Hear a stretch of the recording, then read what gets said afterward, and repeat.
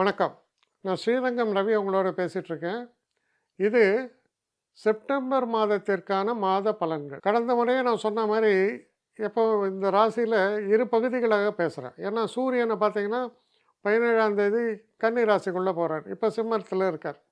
So இது பார்த்தீங்கன்னா இது ரெண்டு பகுதியாக நான் பேசுகிறேன். அதனால் இப்போது 1ஆம் தேதி முதல் 15ஆம் தேதி ஒரு கணக்குக்காக சொல்கிறேன். 1லேருந்து 15 வரைக்கும் ஒரு கணக்கு, 15 தேதியிலேருந்து 30ஆம் தேதி வரைக்கும் இன்னொரு கணக்கு.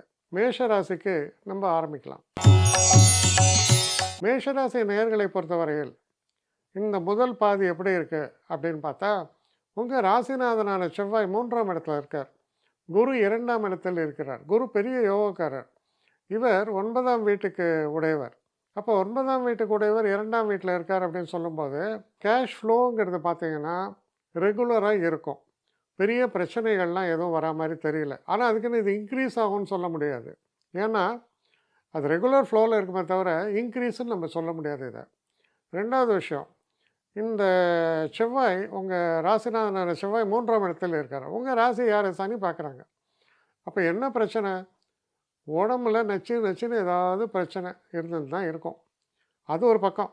ஆனால் 3ஆம் இடத்துல இருக்கக்கூடிய செவ்வாய் என்ன பண்ணுவார்? மன உறுதியை கொடுப்பார். அப்போது இது எப்படின்னா, எனக்கு உடம்புக்கு வந்துடுது, ஸோ வாட், கொஞ்சம் பொறுத்துன்னு நம்ம வேலையை நம்ம செய்யணும், தளர்ந்து போய் படுத்துடக்கூடாது அப்படிங்கிற ஒரு எண்ணம் இருக்கும். அப்போது முக்கியமாக இன்னொரு விஷயம் இல்லை, நீங்கள் சொல்லாமல் என்ன புரிஞ்சுக்கணுன்னா, ஹெல்த்து சம்மந்தப்பட்ட விஷயங்களில் கொஞ்சம் கவனமாக செயல்படுங்கள். Don't take health for granted. அவ்வளோதான். 5ஆம் இடத்தையும் சனி பார்க்குறாரா 11ஆம் இடத்துலேருந்து.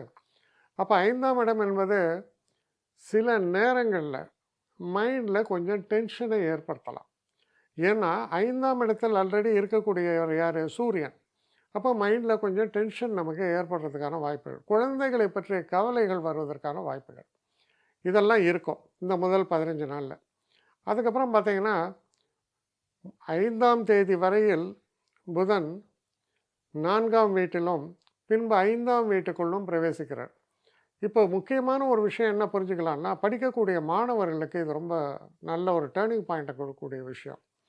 இந்த நேரத்தில் ஏதாவது புதுசாக நான் காலேஜ் போகணும், இந்த மாதிரி இன்ஸ்டியூஷன் எனக்கு கிடைக்கணும், இதெல்லாம் நீங்கள் நினைக்கலாம். இதெல்லாம் த்ரூ ஆகும். இதெல்லாம் நன்மைகளை தரும் உங்களுக்கு.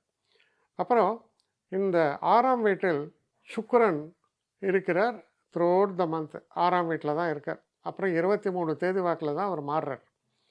இப்போது இந்த 6ஆம் வீட்டில் கிட்டத்தட்ட இந்த சுக்கிரன் 6ஆம் வீட்டிலே இருக்கும் பொழுது அவர் 2ஆம் வீட்டுக்குடையவர் 6ல் இருக்கார்.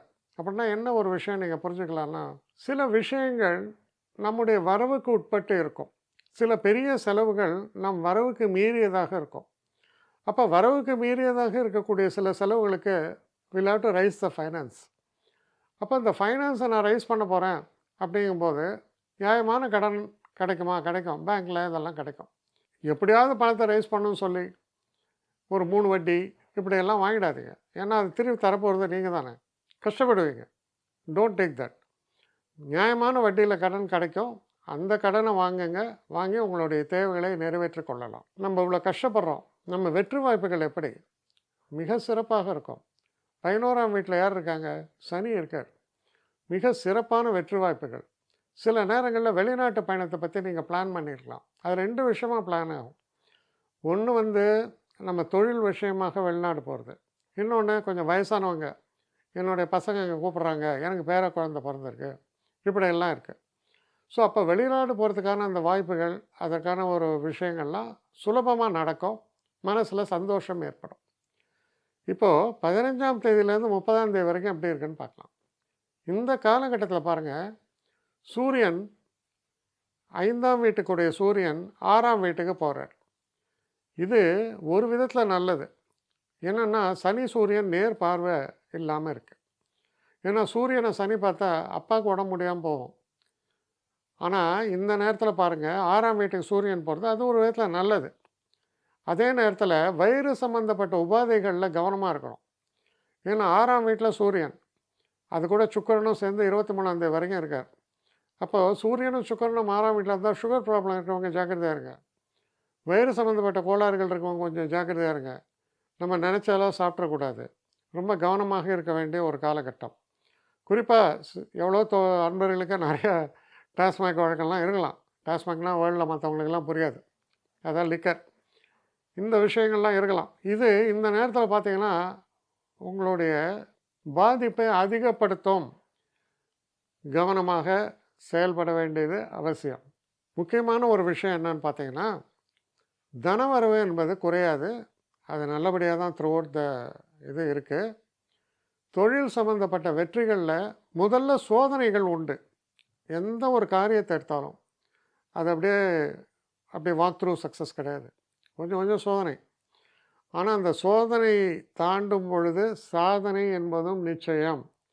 அப்போது கடுமையான உழைப்பு இருக்குது. அப்போ உங்கள் உழைப்புக்கேற்ற அந்த பலன், அந்த ரிசல்ட்ஸ் கிடைக்குமா? 100% கிடைக்கும்.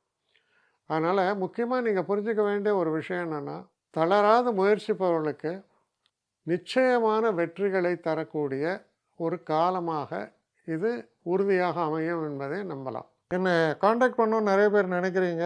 தயவு செஞ்சு என்னை காண்டாக்ட் பண்ணுறதுக்கு ஒரு மெயில் அனுப்புங்க.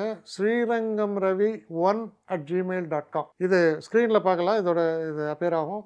இந்த மெயிலுக்கு எனக்கு அனுப்புங்க. எனக்கு நிறைய பேர் அனுப்புகிறீங்க.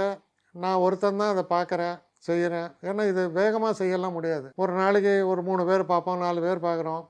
அதனால் கொஞ்சம் டிலே ஆகுது. கட்டண சேவை தான். இந்த கட்டணத்தை செலுத்திய பின்பும் கிட்டத்தட்ட ஒரு 5-6 நாள் ஆகும். சில பேர் நினைக்கலாம் கட்டணத்தை செலுத்தின உடனே அடுத்த நாளே பார்க்கணுன்ட்டு.